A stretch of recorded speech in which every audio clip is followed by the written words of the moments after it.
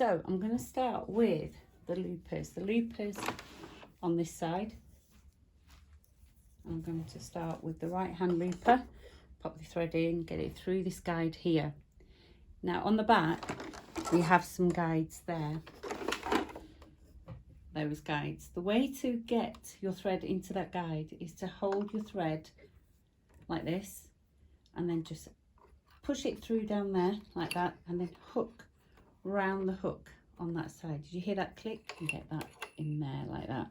Following the channels to place the thread to make sure they don't get mixed up. Okay, so what I'm going to direct you to is this here. So this chart tells us how to thread the thread the machine in the correct order. So we're going 1, 2 there, and 3, 4. So it's the red one first, so 1, 2, and then 3 and 4. So it's in a very particular order, and the reason you put it in that order is because when the threads intertwine to produce your lock, your locking stitch, you need to have them in a certain way. And if you don't thread it up in that order, what will happen is the threads overlap in the wrong way. And if they overlap in the wrong way, these loopers can't loop them up properly, and then you get in a tangle, your machine gets stuck, you end up in tears, you want to throw your machine out the window. We're going to avoid all that. So let's go with the red one first. So we're going to ignore that first thread there, just push it out of the way. Make sure it gets in that hook there, and that will make sure that your thread stays in the tension spring. Make sure your take-up lever is up. I haven't got the foot on there. If I put the foot on there, you can see it better, but I'm going to leave the foot out the way for a minute, and you'll see why. So we've gone through that tension spring, so then we're going to follow this guide round. So we're going to grab that hook, this one next, and then up to here, and then through the looper. Okay, so round there, round that hook, and then this is where your tweezers come in handy. Just grab a nice length and feed it through the eye there. The eye's too far away, so I'm going to bring it a bit closer to me, so I'm not having to juggle around. Okay, there we go. And then just use your tweezers to help you. So that's the first one done. The second one is this one here, so that's the right looper. Again, let's get it inside and behind that hook there, so that it's definitely inside the tension spring. We're going to follow the guides here, there, there, and on this machine they're all marked, and then there's one hiding behind inside there.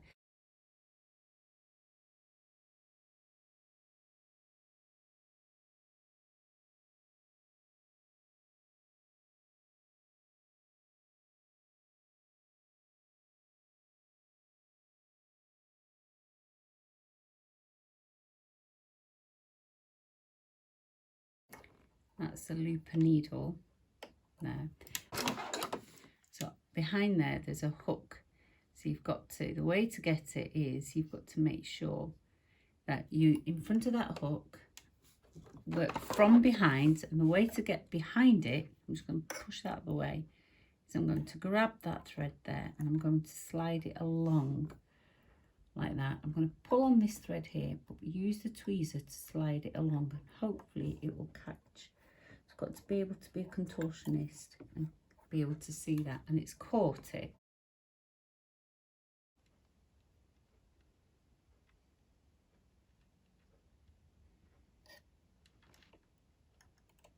And catch that thread. Okay, so that one's done. So you can see they're not twisted. Get it underneath the knife. I'm going to move that knife out of the way. This is a downfall about this machine. They don't make it, the knife mechanism, easy to work with. All right, so there we go. Just make sure it's behind the looper and at the back like that. Okay, so that's the 2 loopers done. Now to just install the needles, and I'm using this special gadget to help me. Around there at the top, green, and because it's the right hand needle, I'm going to go through the right hand guide.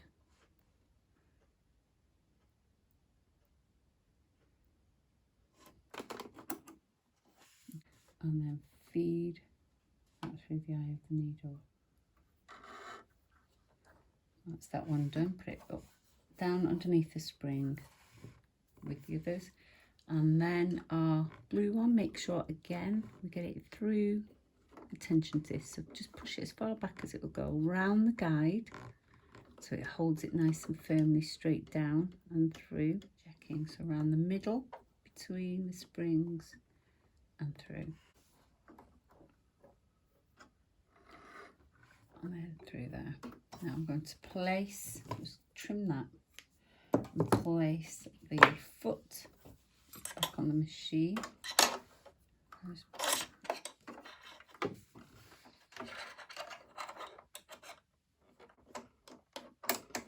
Like that.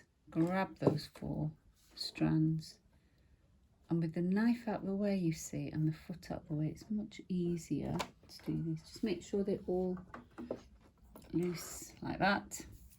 I'm going to put the knife back into position. I'm going to check everything else correct. So stitch length is on 3 and the differential feed is on 1. Push that out of the way. Switch the machine on. There we go. And then let's give this a whirl.